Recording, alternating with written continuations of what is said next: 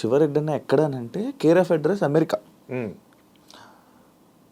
అమెరికాలో ఉన్నారు. ఏ డేట్ కూడా ఉన్నా మీరు అక్కడి నుంచే ఇక్కడ ఇక్కడ ఇది అన్నిసార్లు ఎలా ఎన్నిసార్లు వెళ్ళి వచ్చి ఉంటావు అన్న? చాలాసార్లు వెళ్ళొచ్చాను.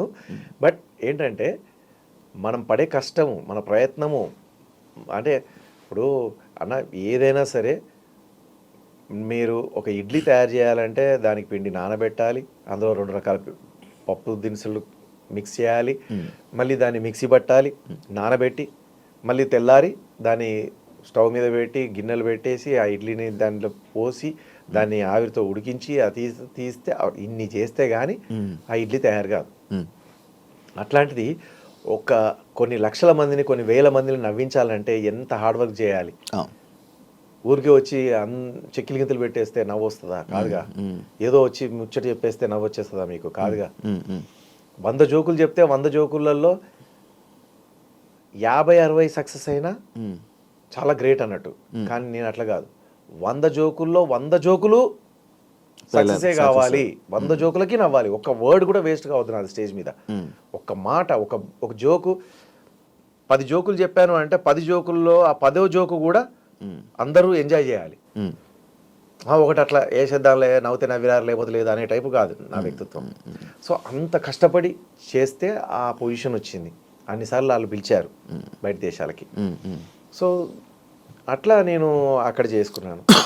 వాడు అక్కడనే ఉంటున్నాడు, వాడు అక్కడనే చేసుకుంటున్నాడు, ఇప్పుడే వచ్చాడు అమెరికా నుంచి, ఇప్పుడే దిగాడు అని యాంకర్స్ కూడా అప్పుడు సరదాగా ఆట పట్టిస్తూ స్టేజ్ మీద పిలిచేవారు. ఇప్పుడే యూఎస్ నుంచి వెళ్ళి దిగినటువంటి శివారెడ్డి గారు వేదిక మీదకి రావాల్సిందిగా గుర్తున్నామని ఆడియో రిలీజ్ ఫంక్షన్స్లో అక్కడిక్కడ అట్లా పిలిచేవాళ్ళు.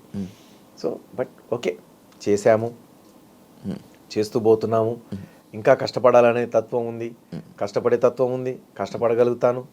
నాకు ఇంకా బాగా ఇష్టం కష్టపడడం. అది ఇందాక చెప్పాను కదా, వెనకాల నుంచి వెళ్ళి కత్తులతో 100 మంది కత్తులతో కూర్చుతున్నా కూడా ఎదురుగుండా ప్రోగ్రామ్ ఉందనుకో మిమిక్రీ చేస్తూనే ఉంటాను. ఎదురుగుండా కెమెరా పెట్టేసి యాక్టింగ్ చేయమంటే సినిమాల్లో యాక్టింగ్ చేస్తూనే ఉంటాను. నాకు కూర్చున్నా కూడా నాకేం తెలియదు. సో అలాంటి రక్తం నాది. నరాల్లో ఎంటర్టైన్ చేయాలి. అందులో ఎంటర్టైన్ అయింది మీ చేతిలో. ఎంటర్టైన్ అయినా నేను కూడా ఒక వ్యక్తిని అప్పట్లో 2011లో చాలా మంది లైవ్లో. అసలు అవి ఎయిర్పోర్ట్లో కూడా పెద్ద వాళ్ళు, తలలు పండిన వాళ్ళు, పెద్ద వాళ్ళు, ఏజ్డ్ పీపుల్, వాళ్ళకి మనం తెలుసా అనుకునేటువంటి వ్యక్తులు, పెద్ద మినిస్టర్లు, వాళ్ళు శివారెడ్డి గారు మీ ప్రోగ్రాంలు చూడని రోజు ఉండదయ్యా అని చెప్పేసి చెప్తూ ఉంటారు. నాకెంత ఆశ్చర్యం. అంత పెద్ద మెగాస్టార్ చిరంజీవి గారు వాళ్ళ వైఫ్తో నేను ఇంటికి వెళ్ళినప్పుడు సురేఖతో శివారెడ్డి ఒక అవ్వజోకి చేస్తాడు, భలే చేస్తాడు ఒకసారి చెయ్యి. రవీంద్ర భారతిలో కూడా అదే అన్నాడు ఆడియన్స్తో, శివారెడ్డి ఒక అవ్వజోక్ చేశాడా, చేయించుకోండి అంటే. అట్లా అందరూ అంత గుర్తుపెట్టుకొని యూఎస్లో కానీ ఎక్కడ కానీ వెళ్తే అక్కడ కూడా వాళ్ళు సాఫ్ట్వేర్ జాబ్ చేసేటోళ్ళు. సార్ మేము పొద్దున ఆఫీస్కి పోగానే ఫస్ట్ ల్యాప్టాప్ ఓపెన్ చేసి మీది ఏదన్నా ఒకటి మిమిక్రీ బిట్ చూసి ఆ తర్వాత మేము వర్క్లోకి వెళ్తాం రిలాక్స్ అయిపోయి. అట్లా ఇట్లా చాలామంది లేడీస్ కానీ జెంట్స్ కానీ ఎవరైనా సరే ఇదే చెప్తారు. 2015లో నేనన్నా కొన్నిసార్లు ఏదన్నా పెద్ద ఫంక్షన్లకు పోయినప్పుడు ఆ ఫంక్షన్ ఓనరు చాలా బాగా హోందాగా ఇది ఉంటారు కదా, ఆయనకు మనం ఎక్కడ తెలుసులే అనుకొని మామూలుగా వెళ్తాము. ఎవరో పక్క నుండి పరిచయం చేపిస్తారు, అయ్యో నాకెందుకు తెలీదు శివారెడ్డి గారు మీరు అది ఇది మనం అక్కడ కలిసాము, ఇక్కడ మీరు ఆ ప్రోగ్రామ్ చేశారు, ఇది చేశారు, ఆ జోక్ ఈ జోక్ అంటే నాకు చాలా ఇష్టం, ఆ వాయిస్ అంటే నాకు ఇష్టం. అట్లా అంటే A to Z అందరూ నా ప్రోగ్రాంలు చూశారు, A to Z అందరూ ఇష్టపడ్డారు, A to Z అందరూ నన్ను ఆశీర్వదించారు. సో ఒక్కొక్కసారి బాగా డిప్రెషన్లోకి వెళ్ళినప్పుడు, సినిమాలు లేవు కదా లేదా ప్రోగ్రామ్స్ లేవు కదా అన్న డిప్రెషన్లోకి వెళ్ళినప్పుడు ఇవన్నీ గుర్తు తెచ్చుకున్నప్పుడు చాలే, ఇంతమంది ఆశీర్వదించారు, ఇంతమంది ఇంత ఎంకరేజ్ చేశారు, ఇంతమంది మాటలు చెప్తున్నారు, ఈ జాలుగా ఇంకా లైఫ్కి పూర్తిగా ఏమీ లేని పేరు దగ్గర నుంచి ఈ మాత్రం అందరూ చూడగానే ఈయన శివారెడ్డి కదా అంటున్నారు, అది చాలు కదా. కాదన్న నువ్వు అది చెప్పలే, ఎన్నిసార్లు వెళ్ళొచ్చుంటావు, ఎన్ని స్టాంపులు పడ్డాయి? పడుండొచ్చు, 80 పైనే పడి ఉంటుంది. 80 యుఎస్ స్టాంపులు, యుఎస్ ఒకటి 80 మొత్తం వరల్డ్ మొత్తం వెళ్ళావన్నా? మొత్తం పాకిస్తాన్ తప్ప అన్నీ వెళ్ళాం. జపాన్కి చాలాసార్లు వెళ్ళా, Japan Telugu association, Australia Telugu association, యూరోప్లో కానీ, యూకే కానీ, కెనడా మొత్తం దుబాయ్ గిబాయ్, మళ్ళీ అబుదాబి, షార్జా, సారీ షార్జా అంటున్నాను, ఇదేంది మన కువైట్, బహ్రెయిన్, ఇట్లా చెప్పుకుంటూ పోతే చాలా. అమెరికాలో నీకు ఇప్పుడు మన హైదరాబాదు అమెరికా అనుకో, అమీర్పేటు, మణికొండ, కోకాపేటు, కొల్లూరు, నార్సింగ్, తర్వాత మెహదీపట్నము, దిల్సుఖ్ నగరు, ఎల్బీ నగరు, ఇట్లా ఉంటాయి కదా, షామీర్పేటు, శంషాబాద్, అట్లా అమెరికాలో అన్ని ఊర్లకు చుట్టేసా. అమెరికాలో నేను వెళ్ళని తెలుగు అసోసియేషన్ కానీ, నేను అడుగుపెట్టని ఊరు కానీ లేదు. లేదు, అన్నీ సూపర్. అంటే అక్కడికి ఇంకా కళాకారులు కూడా పోలేరు పాపం, ఎందుకంటే ఆ అసోసియేషన్ చాలా చిన్న అసోసియేషన్. ఒక 4-5 కళాకారులని, 4-5 సినిమా యాక్టర్లని పిలవలేరు అన్న దగ్గర కూడా నేను ఒక్కరిని పోయి నేనే మిమిక్రీ చేసి, నేనే పాటలు పాడి, నేనే డ్యాన్స్ చేసి, నేనే వెంట్రలాక్విజన్ చేసి, అన్నీ నేనే చేసి ఒక్క పేమెంట్లోనే అన్నీ చేసి వాళ్ళని ఎంటర్టైన్ చేసి వచ్చేవాడిని. ఇప్పుడు ఉన్నాయన్న స్టిల్? ఇప్పుడు వస్తున్నాయా? మొన్న వెళ్ళొచ్చాను కదా 15 days బ్యాక్. మొన్న నేను ఫోన్ చేసినప్పుడు చెప్పారు అక్కడే ఉన్నానని. హ్యూస్టన్లో చేశాను, డాలస్లో చేశాను, న్యూజెర్సీలో చేశాను. న్యూజెర్సీలో శతకంఠ విభూషణ్ అవార్డు ఇచ్చారు న్యూజెర్సీ తెలుగు. ఇప్పుడు దాకా ఎన్ని అవార్డులు వచ్చి ఉంటాయి? 35+, 40+? అవార్డులు లెక్కలేవు కదా అన్న. లెక్కలేవా? లెక్కలేనన్ను వచ్చి వచ్చినాయి.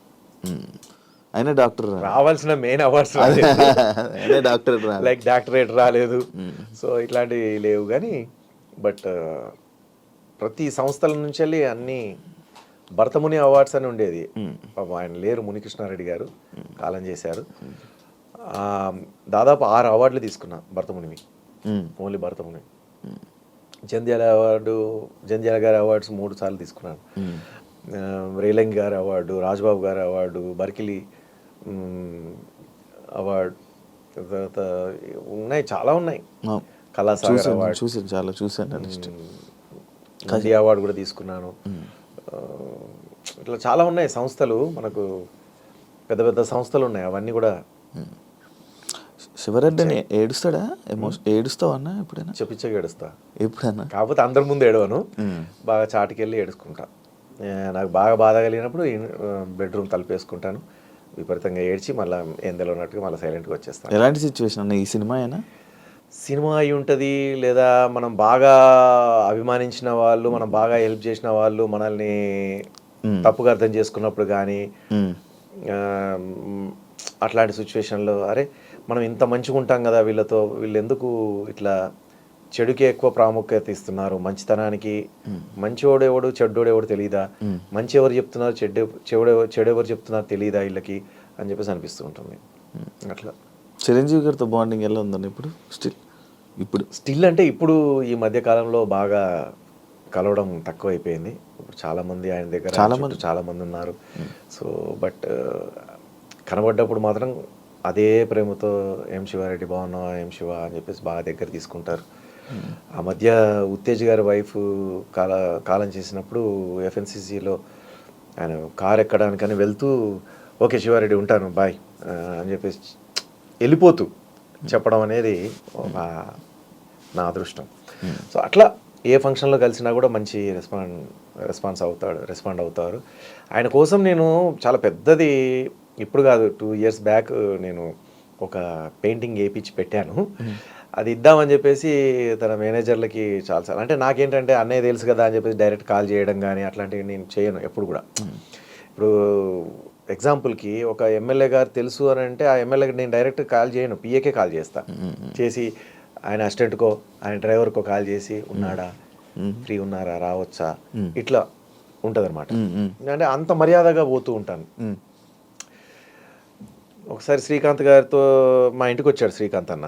వచ్చినప్పుడు చూసి ఇదేంటి ఇంత పెద్దది పెట్టావు ఇక్కడ అన్నాడు. అంటే క్లాత్ వేసి పెట్టాను అనమాట, అన్నయ్యకే ఇద్దామని. మరి ఇయ్యపోయావా అన్నాడు. అంటే అన్నయ్య అడుగుతున్నాను, పర్మిషన్ దొరకట్లేదు కరెక్ట్గా. నీకు పర్మిషన్ దొరకడం ఏంది, డైరెక్ట్ అన్నయ్యతో మాట్లాడచ్చు కదా, డైరెక్ట్ అన్నయ్య కాల్ చేయొచ్చు కదా అన్న. అమ్మో నేను చేయనన్నా, అట్లా ఎంత క్లోజ్ ఉన్నా కూడా ఎవరికైనా అన్న నీకే శ్రీకాంత్ అన్న నీకు కాల్ చేయడానికే నేను భయపడుతూ ఉంటాను, మీరే నాకు కాల్ చేస్తారు, ఏం శివ ఎక్కడనో వచ్చేసావా బయలుదేరావా అని చెప్పేసి. సో నాకు అట్లా అవతల వాళ్ళని ఇబ్బంది పెట్టడం నాకు ఇష్టం ఉండదన్న. అంటే ఏమనుకుంటారో అని చెప్పేసి, అడ్వాంటేజ్ తీసుకుంటున్నాడా అనుకుంటారేమో అని చెప్పేసి. పైగా అన్నయ్య ఎంతో బిజీగా ఉంటాడు కాబట్టి ఎందుకు, ఆయన దగ్గర చాలామంది ఉన్నారు కదా, వాళ్ళని కనుక్కొని వాళ్ళు పర్మిషన్ ఇచ్చినప్పుడు అక్కడ తీసుకొని వెళ్దామన్న ఆలోచనతో ఉన్నాను అని చెప్పేసాను. అది అట్లాగే ఎన్ని ఇయర్స్ నుంచి ఉందన్న? ఎన్ని ఇయర్స్ నుంచి ఉంది అది? 2 ఇయర్స్గా ఉంది. 2 ఇయర్స్గా ఉంది. 2 ఇయర్స్ నుంచి వెళ్ళలే.